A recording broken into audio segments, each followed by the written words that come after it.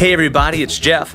It's an exciting time around here because we're celebrating the 5th anniversary of Your Move. That's right, Your Move has been helping people make better decisions and live with fewer regrets for 5 years. And Your Move doesn't just include the podcast you're about to listen to. You can also find Your Move online, on network television, Netflix, and through the Your Move app. Bringing Your Move episodes to all of these places and keeping it free isn't cheap. So if listening to Your Move has inspired you to live life a little differently, would you consider supporting Your Move with a donation? It's the generosity of people like you, our listeners and subscribers, that makes Your Move possible. While we only do this kind of thing once or twice a year, we do want to give you the opportunity to support Your Move right now. So hit the pause button on your treadmill at the gym, close that Excel spreadsheet if you have it open at work, or pull your car over to the side of the road if you're driving and go to yourmove.is/give. That's yourmove.is/give to give now. Thanks for your support. We really do believe that the next 30 minutes will help you make better decisions and live with fewer regrets. So today, we're going to continue with Andy's second message in his 4-part series, Breathing Room. Sometimes we can't enjoy anything because we're trying to do everything. In this episode, Andy explains the value of limiting what you do. My inclination and your inclination is to do so much that we don't enjoy much of what we do. And here's how you know that you're in trouble in terms of your schedule. You say this a lot. I might be 15 minutes late. I might have to leave a few minutes early. I might be 15 minutes late. I might have to leave a few minutes early. Honey, I'll be at your recital, but I might miss the first 7 or 8 kids. Now, honey, exactly when do you perform? Because I want to show up, stand in the back, see my daughter perform, and get on to whatever else is next. So when I get home, I can say, oh, you were fantastic, but I didn't stay for the other 42 kids whose names I didn't know and songs I didn't like. So, I got to work it all in so I can work it all out. You drive too fast, you eat in the car, it's just go, go, go, go, go, go, go. And you kind of meet yourself coming. You're at work. We're going to talk about this in a few weeks. You're at work and you're thinking, I really need to be at home. Then you're at home and you're thinking, I really need to be working. Then you're at work and you're thinking, gosh, I wonder what's going on at home. Then you're at home and you're worried about work. And you just cram it in. Your kids are going in all kinds of different directions. Or you're single and you just can't say no to anything. Anything anybody wants you to do, it's like, yes. Then you think, why did I commit to that? Then you're too afraid to back out. And so your life's just crammed full of stuff. So today, we're going to talk about how to solve that, how to address that. And if this is not happening to you, how to keep this from happening. And there are several approaches we could take. We could do like a time management seminar. Those don't work. And the reason they don't is because the people that do time management seminars are trying to sell you something most of the time. And that's okay. You should buy that stuff. But if your personality isn't geared toward their particular system, you go home and you do it for a while and then you just don't do it anymore. But you should try to find some sort of time management system. We could talk about calendars. We could talk about pacing. There's lots of things we could talk about in this regard. But I'm so excited about today's message because we're going to talk about one thing, one big idea with one application that literally, I know this sounds like preacher talk, could change your life. And the reason it could change your life is because it will change your time. And I don't know if you know this, but your time is your life. As your time goes, so goes your life. As your schedule goes, so goes your life. And we're going to get this big pearl of wisdom from none other than Moses. Now, if you have a Bible or you want to follow along or you're at home or you got one on your phone or whatever, we're going to be in Psalm chapter 90, Psalm 90. And when you think of Psalms, you think of David. But this is actually a psalm written by Moses. Now, Moses had 4 lives. This is so fascinating. And this is why we should take him seriously. Moses was raised in Pharaoh's household as an adopted, he was Hebrew, but he was raised as an Egyptian. So he had the first part of his life, everything going his way, plasma televisions everywhere. It was just awesome, because he lived with Pharaoh and he was just whatever. And he just, he had it made. Then he kind of fell out with Pharaoh's family because he murdered this guy and I shouldn't have done that. And they threw him out. And then for the next segment of his life, he's a shepherd. Now you talking about some slow days. Today you take your sheep out and you sit. And you just watch the sun go across the sky, then you round them up and take them back in and put them in the pen. The next morning you get to do the same thing. 40 years as a shepherd. And you need to understand this, Moses did not know his own story. Moses, 40 years a shepherd, and he's thinking, this is it. I watch the sheep die, eventually I die, I'll have a few kids, my grandkids will remember my name, and then nobody remembers Moses ever again. He didn't know we'd be talking about him. Then, that's the second part of his life. The third part of his life, you know this, he ends up back in Egypt. Let my people go, and the river of blood, and all these signs and wonders and all this pestilence and plagues. And so now he's God's mouthpiece. And if you read the story, it's like, why am I doing this? I don't even speak well. So next thing you know, he's in all of this controversy at the epicenter at one of the biggest events in world history, where he faces down Pharaoh and says, let God's people go. Then the fourth part of his life, next thing he knows, he's the leader of a nation. And they're marching out of Egypt into God knows where, literally, God knows where, and to the land of Canaan, the promised land, okay? And now he's the leader, and all these people are murmuring and complaining, and God says, I'm sick of them. I'm not going to let them go. So Moses, for the rest of your life, you're going to lead these people around in a circle till they all die. That's just awesome. So I'm raised in Pharaoh's home. Then for 40 years, I'm a shepherd staring at sheep. Then I'm like in the middle, I'm Mr. Somebody in the middle of everything going on politically in Egypt. And now I'm just wandering around and around and around in the desert. And then at the end of his life, if you've read the Bible, in fact, you should read the Bible. He gets to the edge of the promised land. He's got all these people with him, the whole nation. And God says, oh, you can't go in. It's like, I'm Moses. What do you mean I can't go in? God says, you can't go in. I'm going to let you go up on a mountain and look at it.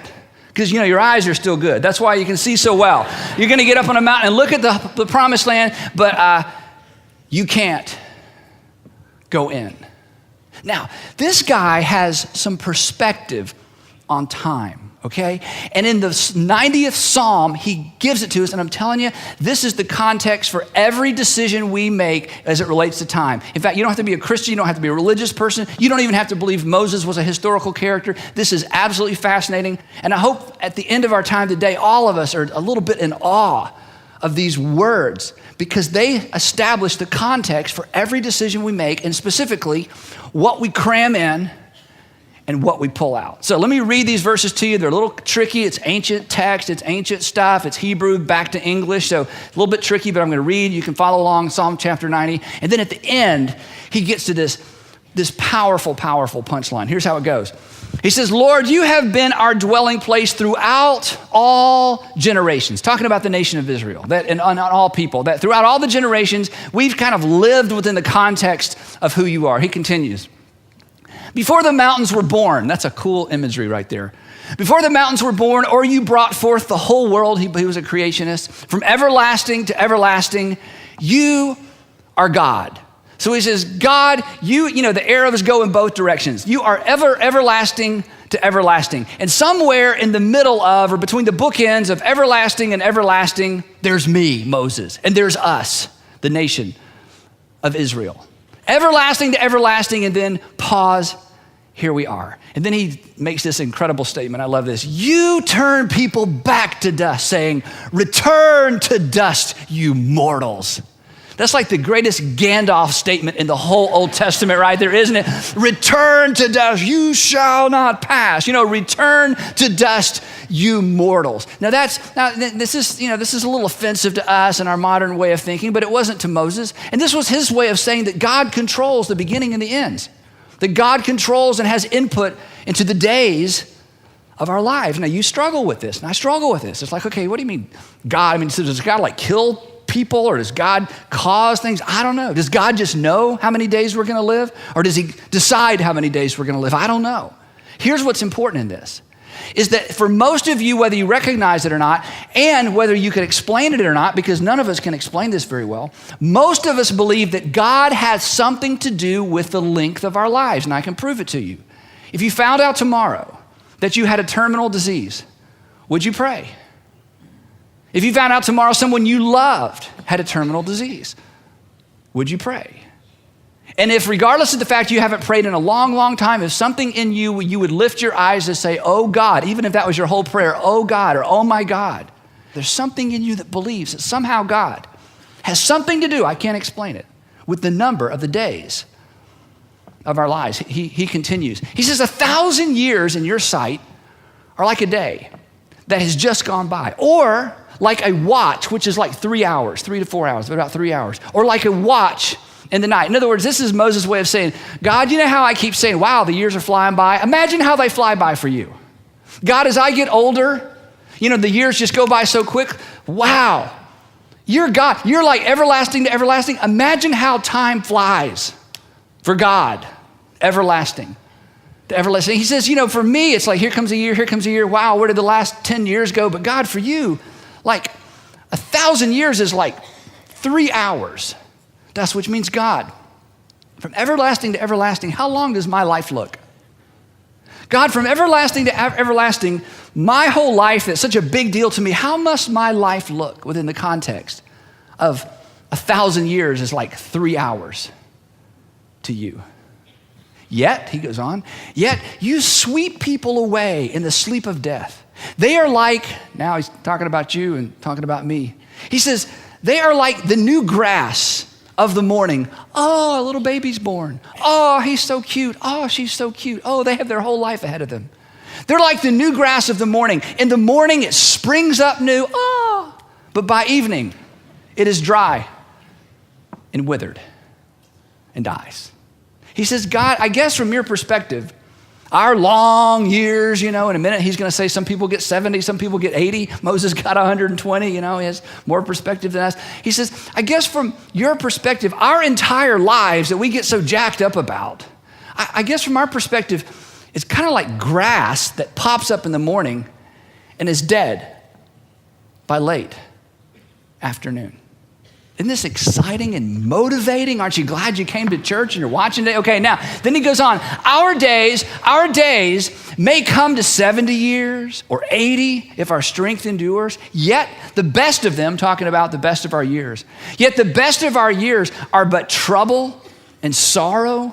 See, if you've had a lot of trouble and sorrow in your life, Moses is going, okay, let me tell you my story. 40 years keeping sheep, thinking that's it. And then things pick up for me. Let my people go. Then 40 years walking around in a circle with a bunch of complaining people. I get right to the edge of the Holy Land and God says, oh, you can't go in. Now, what was your sorry story and sorrow and pain and heartache? Never mind, Moses. I think you win. Okay, that's like the worst thing I ever heard Moses. Moses going, I know. Wow, how do we believe in such a good God? And Moses is going, oh, don't lose faith just because you're dwarfed by God's magnitude and because you're dwarfed by the brevity of your life. Look at this. For they, talking about the years, for they quickly pass and we fly away. How many of you at some point growing up at camp sang the song, I'll Fly Away? At home, come on, at home, yeah, right. That's where it came from, right there. That's where that song came from. You're thinking you were singing a verse from Moses, you didn't even know it. Here's his point, that time and life passes quickly. He continues, if only we knew. Now this is a really confusing verse. I'm going to read it to you, then explain it to you. This is tricky. If only we knew. In other words, if only we could understand, if only we could embrace, if only we could comprehend the power of your anger. It's like, whoa, the power of your anger, your wrath. We hate that word, don't we? Your wrath is as great as the fear that is your due. That just seems like a very poorly constructed sentence, doesn't it? With 3 different ideas and maybe some words dropped out in the middle, right? This is a difficult Hebrew verse to translate into English, and lots of different English translations take a shot at it, and this is probably as good as it gets. So let me tell you what it means instead of exactly what it says. Here's an idea. Let me put this up here for you. If we could see God as he is, we would give him the reverence he is due. Here's what Moses is saying. You're everlasting to everlasting. I'm like a beep piece of grass, here today, gone tomorrow. My life is like boom, boom, boom, boom. It's going by so fast, but if I think it's going by fast, oh my gosh, my life is just not even a fraction of a second because, to you, 3 hours is like 1,000 years. So Moses kind of pauses in this big, grand explanation and says, wow, if we could somehow see God as he is, then when it comes to our time and our lives, we would give him the reverence that he is due, because I only have a tiny, tiny, tiny, tiny, tiny little itty bitty slice of time to do something with. And wouldn't the rational, logical, correct thing to do be to somehow, in my little itty bitty blip of existence, give God the glory he's due? Here's another way to read it. If we could see God as he is, we would be more careful with the time we have been allotted. If we saw God as who God is and realized he gave us life and gave us time and he's everlasting to everlasting and we're here today and gone tomorrow like grass, then we would probably rethink what we do with this gift of limited time that we have been given, wouldn't we? See, we don't think like this. It takes Moses to kind of push us back to look at the context of our lives, because the context of my life is my life. Moses says, no, the context of your life is everlasting to everlasting.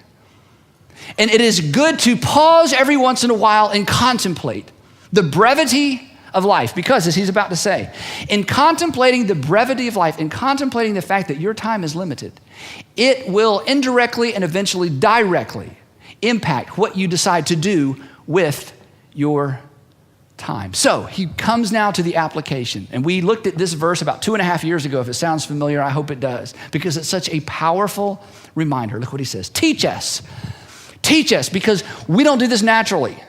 Teach us to number our days. Or another way of saying it is this: teach us to live as if our days are numbered. Yesterday, Sandra and I took a long walk together. It was great. And we were talking about this stuff because it's so convicting. And we admitted, we said, we live as if we're going to live forever.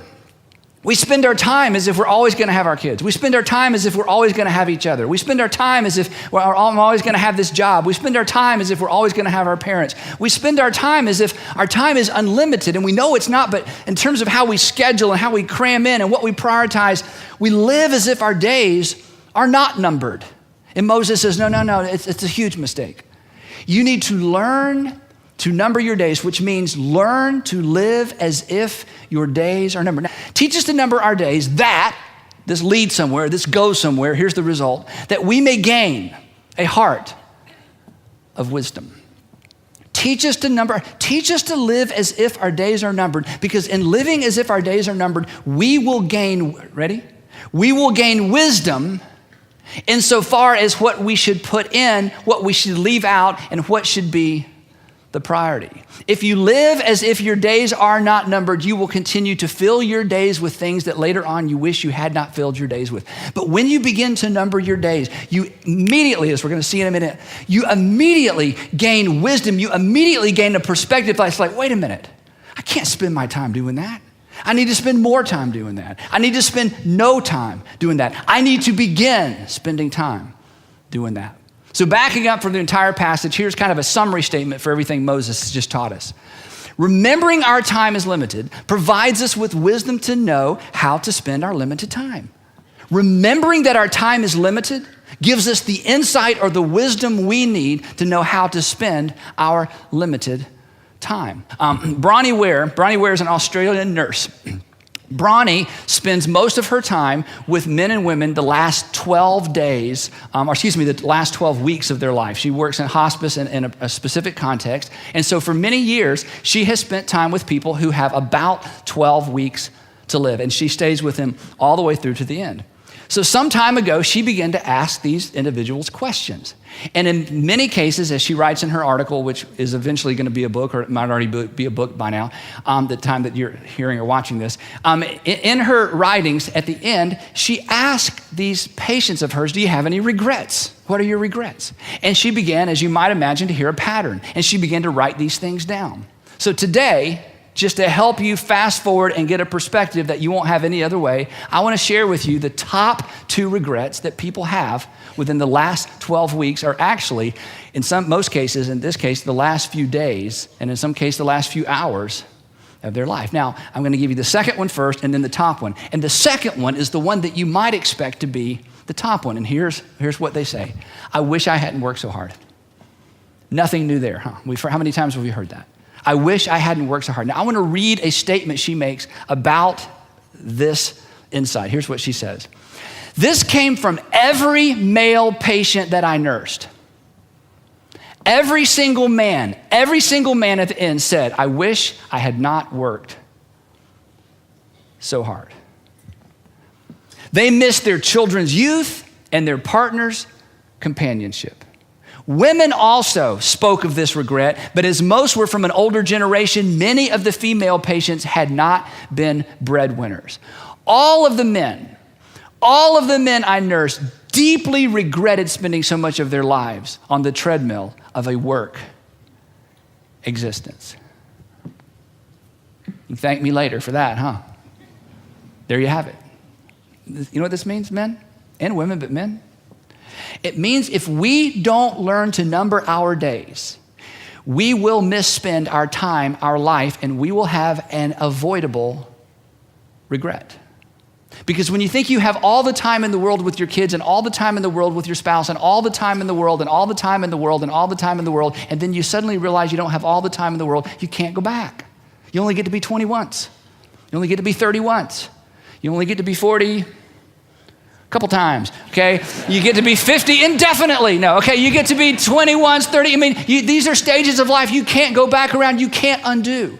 And now here's why this is so important. Listen. Because these are men and women who are numbering their days because they cannot avoid any longer that their days are numbered. And here is the wisdom that suddenly they're confronted with. The second one, or actually the number one regret. Now, before we show it to you, the number one regret. If you're a teenager, college student, grad student, you need to tune in. If you tuned out, tune back in, because this is huge. I can't wait to sit down with my college-age sons and talk about this. This is extraordinary. This is the number one, the most common regret that people had. Here it is. I wish I had the courage to live a life true to myself, not the life others expected of me.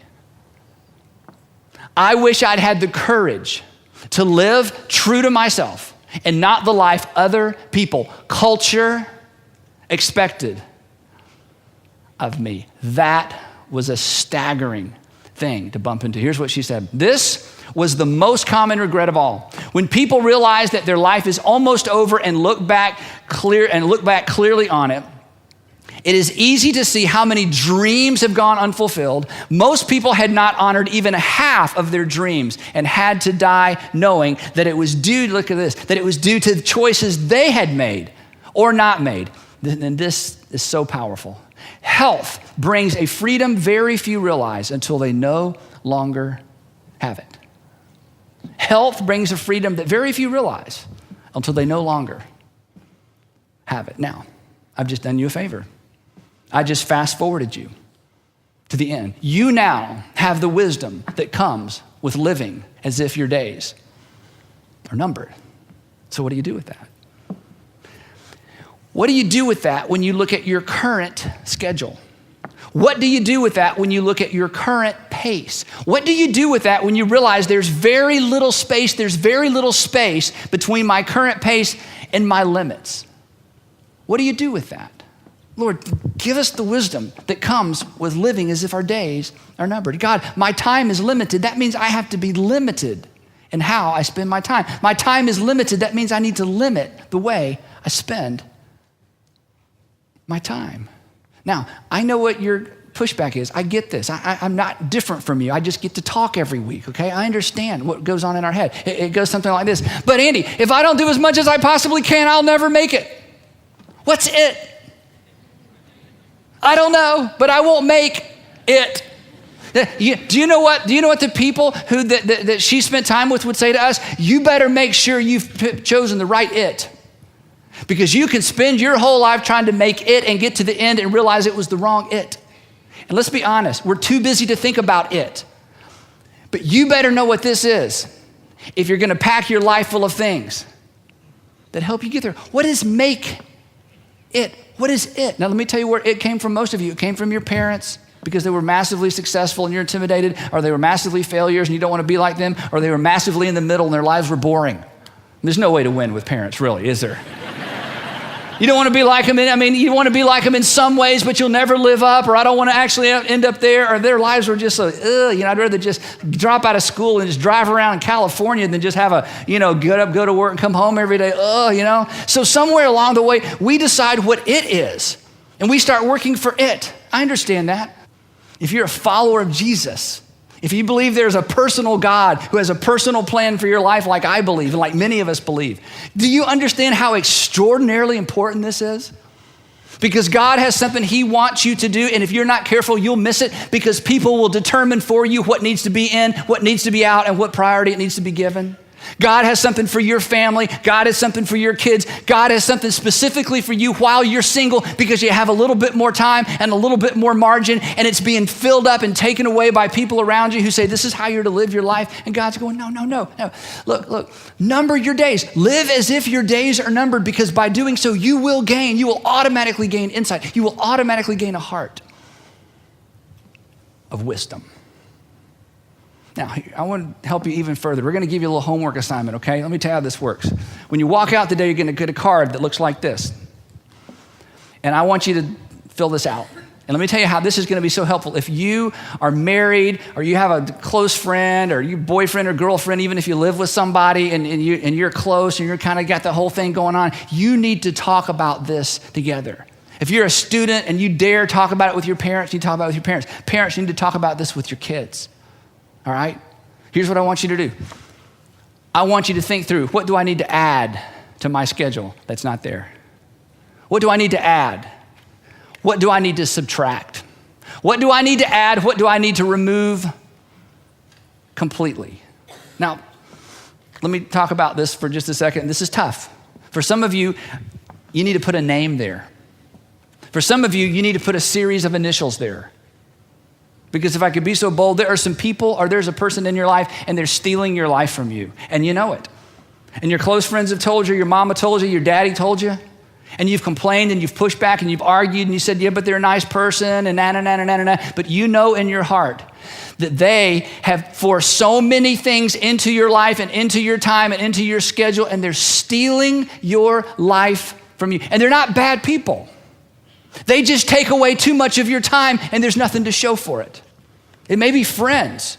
It may be weekend thing. It may be couples. Maybe you're a couple and you've got a couple of couples, and you know what? It's just, it's not that they're bad people. It's not that God doesn't love them, but in terms of, numbering your days and living as if your days are numbered, maybe for this season, somebody's got to go. And then on this line, you're going to write what needs to be turned up a little bit. What do I need to do more of? On this line, you're going to write, what do I need to do less of? I can't get rid of it altogether, but you know what? I'm spending too much time on that. We as a couple or as a family, we're spending too much time on that. We don't need to throw away all the televisions, but we need to spend a little less time as a family, maybe in front of the television. I don't need to quit playing golf altogether, but maybe I need to turn that down a little bit. I love to pick on golf because I don't play golf. It's so easy for me, okay? So, but the point is, and I don't hunt either. That's, anyway, okay. So you hunt less. I don't have any hobbies except talking to you on the weekends. Pretty much it, okay? Don't be like me. The point is this. I'm serious.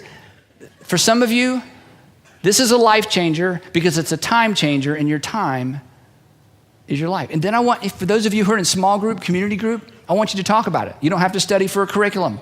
You all just fill out your card and show up this weekend in your small group. You say, okay, a little accountability time. There's something that has dropped off of my schedule. It got crammed out. There wasn't any room for it, and I got to put it back in, which means something's got to come out. Somebody has to come out. There's something I need to turn up a little bit. There's something I need to turn down a little bit. God, teach us to number our days, that we might gain what we don't have, that we might gain what has eluded us, that we might gain what most people never get, that we might gain a heart of wisdom. Because my time is limited, which means I need to limit what I do with my time. My time is limited. That means I need to limit what I do with my time. And if you will allow this big, broad, God-sized perspective to trickle down into the details of your day and the details of your weekend and the details of your life, it will change your life. And here's how I know that. Because when you begin to live as if your days are numbered, you will gain a heart of wisdom. When you begin to live as if your days are numbered, you will gain a heart of wisdom. Thanks so much for listening to Your Move, and special thanks to our supporters for making Your Move possible. If you enjoyed the episode you just heard, or you've been listening to Your Move for years and haven't taken the time to give yet, consider making a gift now at yourmove.is/give. That's yourmove.is/give. It only takes a couple of minutes to keep Your Move free for you and people all across the world.